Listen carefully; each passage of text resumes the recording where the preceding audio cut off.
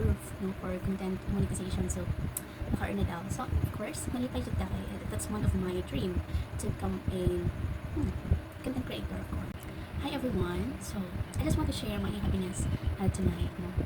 Siguro, hindi lang ako malipay. Daghan sa tatong. Okay, of course, na approve na kita sa content monetization. And then, actually, hindi ako disappointed with na I feel discouraged. Wala kayo nag-post na, wala isa na lang. And then, kaniha, surprise kayo ko. Pag-open ako sa ako phone, sa akong Facebook. Dito nakita na ako nga you are approved no, for content monetization. So, naka-earn na daw. So, of course, malipay jud tayo. That's one of my dream to become a content creator, of course. Ay, gana nakikita matubang sa camera. And, so kay, wala man kita natagay chance na may mga artista. Sa Facebook naman ta mag-artista ni. Anyway, so dili lang mo itong point no. So, I thank God for that. So, ako lang ginahimo ana yung sila proper engagement daw.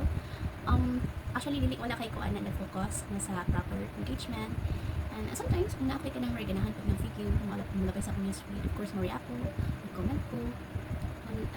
Naman yung mga time na dili kita nakafocus din natin. So, sana lang siya. Okay, that's all for tonight. Thank you and God bless.